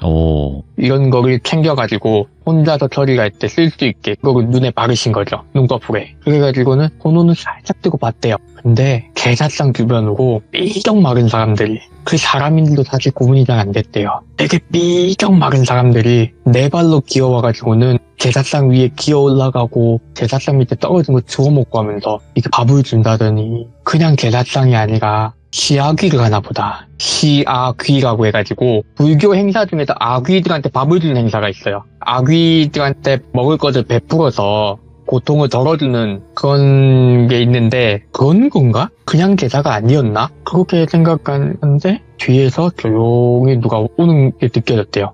아이고 선생님 일어나셨나 보다 하고 저는 뒤로 고개를 싹 돌렸는데 어르신이 아니야. 어르신이 아니라 밖에 있는 분들하고 똑같은 영가 하나가 고개를 뚝뚝뚝 꺾으면서 쳐다보면서 너는 왜 멀쩡해? 너 우리 보여? 너 우리 보이는구나 하더니 갑자기 달려들어서 키무라 선생님을 막 물어뜯더래요. 빨리 우리를 놔달라고. 야 여기 우리를 보는 놈이 있다 이러면서 막 소리를 지르더래요. 그러더니 밖에서 게살짝 먹던 그 영가들도 다 이쪽을 쳐다보더니 키무라 선생님한테 달려드는 거예요. 달려들어서 우리를 빨리 놔줘라. 우리 여기도 너무 오래 고통받았다. 놔줘라 이러면서 막 물어뜯더래요. 키무라 선생님이 이러면서 그냥 어떻게도 못하고 그냥 물어뜯기고 있는데 그 어르신이 그제서야 오셔가지고는 에이 정신머리 나간 것도 아직도 정신을 못 차리겠어 하면서 막 소금 뿌리고 부적 사방에 붙이고 하면서 급하게 영가들을 쫓아내더래요. 그 다 쫓아내고 나서 키무라 선생님이 더더더더 떨고 있는데 그 어르신이 가까이 와가지고 에이 그 호기심이 있어도 조심해야지. 아직 젊어가지고는 궁금한 걸 잘 못 참는구나. 에휴 키무라 선생님 그럴 수 있어. 아이고 와봐라. 에휴 멍 다 들었네. 몸을 보니까 이빨에 물어뜯긴 자국이 멍이 엄청나게 들어있는 거예요.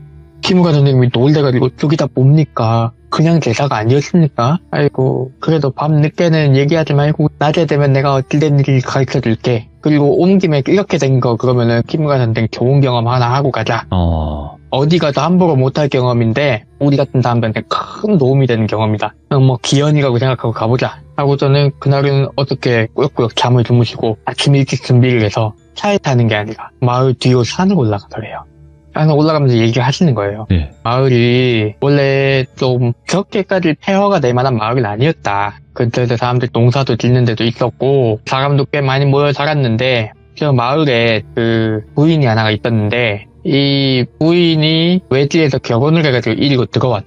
아무래도 마을 사람들이 몇 안 되다 보니까 부인을 외지에서 데려오는 것도 그렇게 드문 일도 아니었고 근데 이 부인이 부부관계를 아무리 해도 자식이 안 생기더래. 아유 그래서 어쩌겠어. 자식이 생길 때까지 노력을 했지. 노력을 해서 결국 자식을 낳았어. 근데 아이고 자식을 낳았는데 딸내미네. 아무래도 옛날 몇십 년 전이다 보니까 남아 선호 사상도 강하고 시골 같은 경우에는 남아를 더 선호하는 이유가 남성은 이제 크면은 노동력이 되잖아요. 사회 구성원 중에서 힘을 써주는 노동력이 되고 돈을 벌어오는 가장의 입장이 되주니까. 근데 그런 걸 기대했는데 딸이 나왔으니까 1차적으로 실망을 했고 거기다 딸이 나왔는데 에그머니? 애기가 뭔가 이상해요. 이상하다? 애가 앞을 못 보는 것 같대요.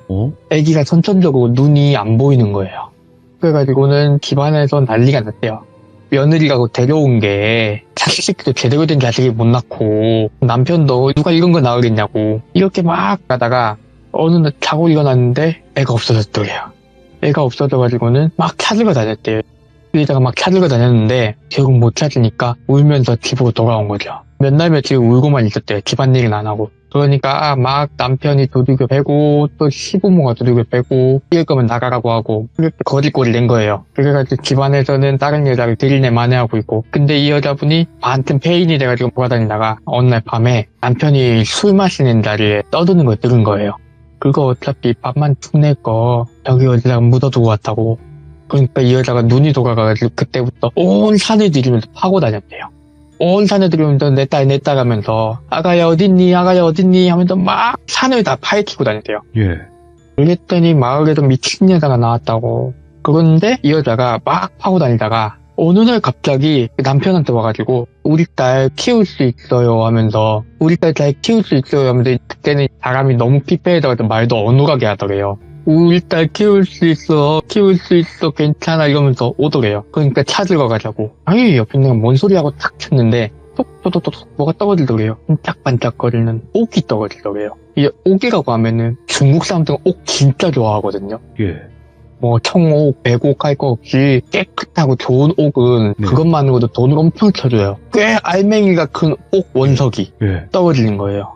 그러니까 너 이거 어디서 배웠어? 뒷산에 꼭 나오는 동굴이 있다고. 그래가지고는 남편이 눈이 뒤집어져서 그래 그럼 그거 찾으면은 딸 데리고 살 수 있지. 거기서 어디 있는데? 우리 딸부터 찾아야 된다고. 그래 올라가면서 가르쳐주면 찾아줄게. 이렇게 타일인 거죠. 그래가지고 이 여자분이 옥이 나온다는 동굴을 가르쳐줬어요. 그랬더니 그 안에 진짜 벽이 다 옥으로 돼 있더래요. 산에 아직 파내지 못했던 옥 광산 같은 게 있었던 거죠.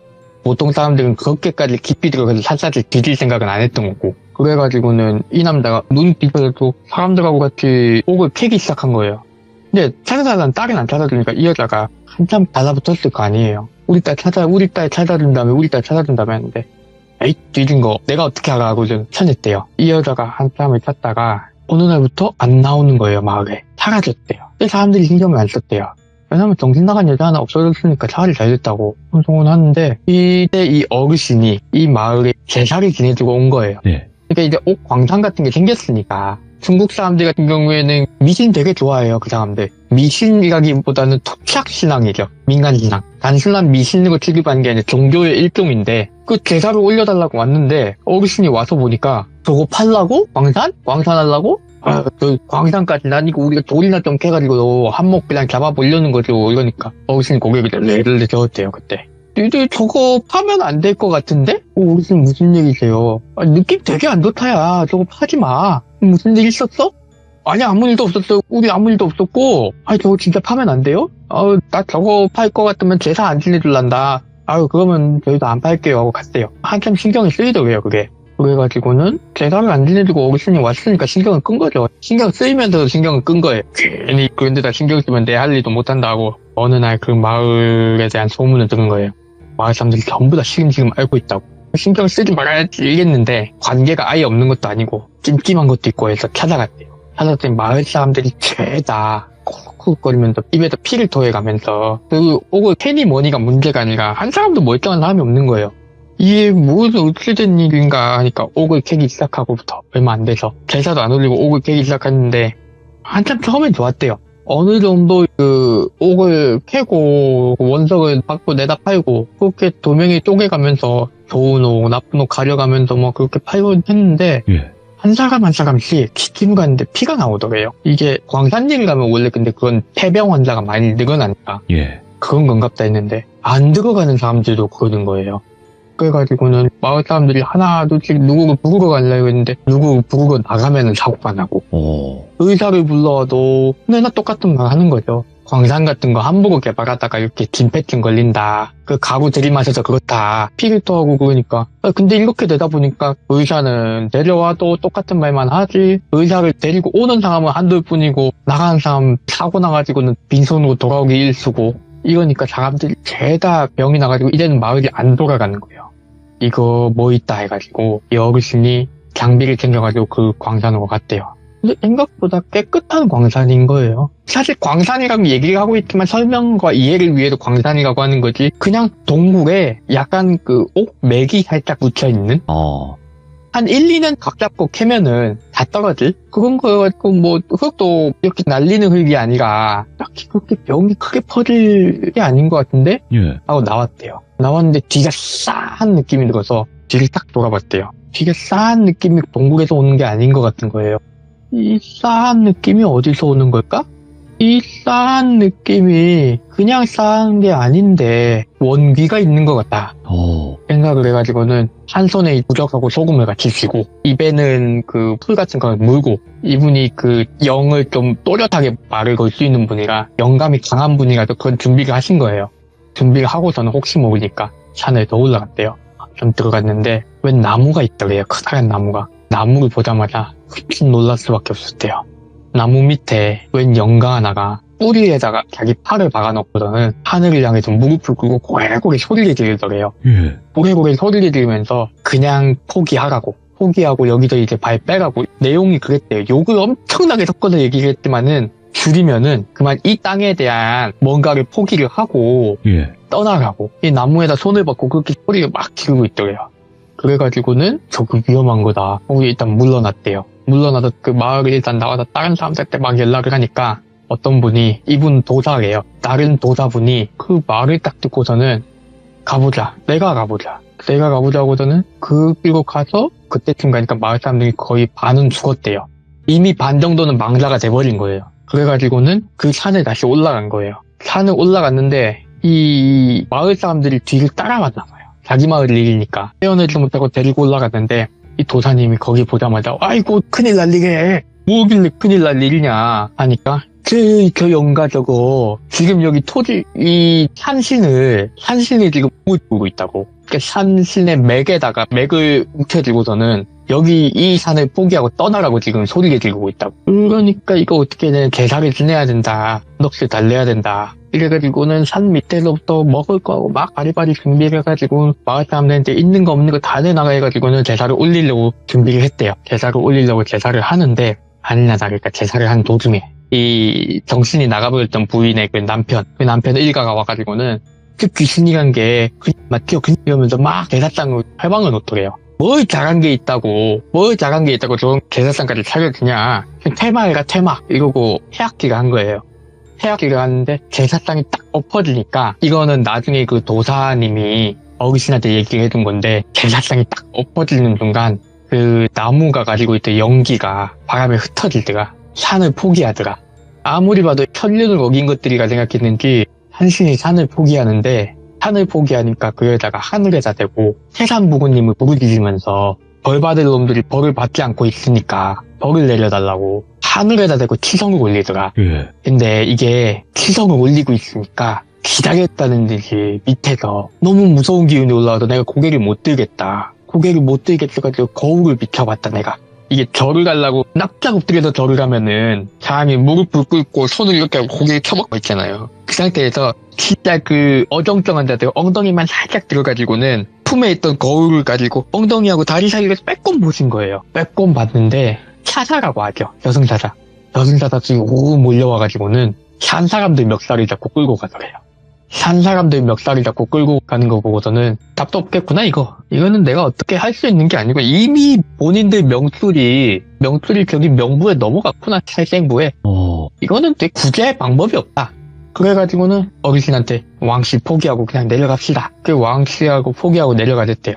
내려가니까 얼마 안 돼가지고는 그 내려가는 내내도 마을 사람들 왜 그냥 내려가냐. 다 하던 거 마저 해야 될 거 아니냐. 저 사람들 우리가 막으면 되는 거 아니냐. 그냥 다 뿌리치고 내려왔대요. 하여튼 그거 안 될 게 눈에 뻔히 보이는데 뭘 하냐고. 어차피 다 글러먹었으니까 그냥 정리하고 내려놓고 그냥 순순히 받아들이셔 하고 그냥 갔대요. 그리고 한 몇 년쯤 지나니까 진짜 그 마을에 사람이 한 명도 없어진 거예요. 한 명도 없어지니까 이제 이 어르신하고 그 도사님이 그대고 놔두면 마을 그거 악취 될 텐데 우리 그냥 제사나 지냅시다. 딱히 그냥 그 뭐랄까 곱게 제사 지내주지 말고 죄인들 있는 데가 생각하고 그냥 대충 밖으로 나오지 말라고 제사나 지내보자 하고선 그 제사법을 차리기 시작했대요. 그래가지고는 이렇게 된 얘기다 하고 키무라 선생님한테 얘기를 하면서 그 산에 나무로 데려가신 거예요. 그렇게 되고 나니까 알겠더래요. 죄인이 돼가지고 이 땅에 묶였구나. 그러니까 법을 받아가지고는 정해진 수명이 되기 전에 이미 차사들한테 찍혀가지고 목숨들이 끊어졌는데 아직 저승으로 갈 때가 안 됐는데 끊어버린 거예요. 살아봤자 악업만 쌓을 것 같다고. 그래서 저승에 갈 날까지 거기도 고통받고 저승에 가서는 또 거기도 따로 심판을 받아야 된대요. 그런 사람들은. 그렇게 얘기하면서 여기는 그러면 아주 그냥 악취 중에 악취 아니냐. 그렇게 악한 영들이 모여있으면은 그래 근데 저 봐라 하고 나무를 가르치는데 나무에서 여자 영가 하나가 산을 쓰다듬으면서 그러니까 말 그대로 자기가 앉은 자리에서 땅바닥을 쓰다듬는 거예요. 산을 쓰다듬으면서 노래를 가고 있더래요. 한참 노래를 가면서 뭐 강산아 흐르는 강산아 가마우리가 생선을 물어오면 우리 그거 같이 구워 먹자 뭐 이런 식으로 되게 동요 같은 노래를 불러주고 있더래요. 그래서 그게 뭡니까 하니까 저기 밑에서 벌 받는 놈들 다 가고 나면은 이 자리는 누구든지 채워야 될 거 아니냐. 그 여자가 산신이 되겠지. 그럼 덕을 쌓지도 않았는데요 하는데 덕은 쌓았잖아. 자기가 직접 죽이고 저주할 수도 있었는데 안 했잖아. 끝까지 그래도 자기는 도리게 다 했지. 자기는 끝까지 산신한테도 포기하라고 포기했다마는 끝까지 원을 풀어달라고 하늘에다 부르짖었지. 자기 손으로 직접 안 했잖아. 그러면은 보상이라도 받아야지. 이러면서 그 여자가 산신이 되고 나면은 그때서야 여기는 다시 사람 들어가서 살 때 될 거다. 이런 식으로 얘기를 했다고 하시더라고요. 보면서 이 얘기가 마무리가 되었고요. 약간 여담 같은 건데 네. 중국 같은 경우에는 저승사자 같은 게 우리나라 민간신학이나 무속에서 생각하는 것보다 훨씬 더 정치적이에요. 이 어떤 정치적인 의미냐면은 인간 사회의 정치에 따라 이런 게 아니라 네. 염라대왕도 바뀌어요. 저승사자도 바뀌고. 고정이 아니다. 네. 실제로 여러 가지 설화에서 덕이나 업을 쌓은 사람한테 자리를 물려주고 간다든가 저승의 관직이 남으면은 네. 빈자리에 좋은 사람이 가서 채운다든가 관직으로 취급을 하기 때문에 그런 이야기들이 많다고 하더라고요. 오늘 콩님의 이야기가 말 그대로 중국 폐마을 제사 이야기잖아요. 네. 예, 근데 그 예전에 들어봤을 때 중국 저승사자는 좀 모습도 좀 무섭게 생겼더라고요, 보니까. 표현이 되게 지방마다 다르기도 하고 예, 그 하얀 저승사자도 네. 있고 검은 저승사자도 되게 있고, 그죠? 그냥 신선같이 나오시는 분들도 있다고 하고 오, 예. 어디서는 저승사자가 판관 옷을 입고 나온다고. 지방마다 다른가 봐요. 아무래도 워낙 넓다 보니까. 아, 근데 모습이 정형화되어 있진 않는 것 같아요. 우리나라도 표현되는 것만 그렇지만 뭐 가족의 모습으로 나타날 때도 있는 거고. 그렇죠. 염라대왕이라고 저승에 계시는 10명의 대왕님들 중에서 제일 우리가 익히 알고 있는 게 염라대왕이잖아요. 네. 중국에서는 염라대왕 표정이 그 찡그리고 있는 표정이 네. 화를 내는 표정이 아니라는 얘기도 있어요. 오. 화를 내는 게 아니라 울고 있는 표정이래요. 그게 심판받으러 오는 것들이 가엾어가지고 그럴 수 울고 있죠. 있는 표정이란 얘기도 있대요. 콩님 덕에 진짜 또 뭔가 그 흥미로우면서 소름 끼치고 또 재미나면서 또 여러 가지 무서운 내용까지 포함되어 있는 이야기들을 자주 듣잖아요. 근데 네. 콩님께서 이렇게 또 이야기를 들려주시니까 이런 느낌을 전달을 해주시는 것 같아요. 너무너무 감사합니다, 정말. 아유, 아닙니다. 네, 콩님의 이야기는 항상 레츠가 콩이고 또 많은 분들이 콩님의 이야기 좋아해 주시니까 항상 아시죠? 파이팅 하시는 거! 네, 고맙습니다. 고민도 화이팅입니다. 네, 저도 파이팅 하겠습니다. 좋은 밤 되세요. 네, 고맙습니다. 네. 자, 콩님의 이야기는 저희 채널에 돌비콩이라고 검색하시면 굉장히 많습니다. 그리고 중국 쪽 폐마을 제사에 관련된 이야기였는데 굉장히 흥미롭게 이야기를 전달을 잘 해주셔서 우리나라와 중국과 요런 점이 같기도 하면서 다르기도 하는구나, 이렇게 또 그걸 알아보시면서 이야기를 들어주시는 게 또 하나의 재미가 아닐까 생각을 합니다. 시청해주신 모든 분들 감사드립니다. 고맙습니다.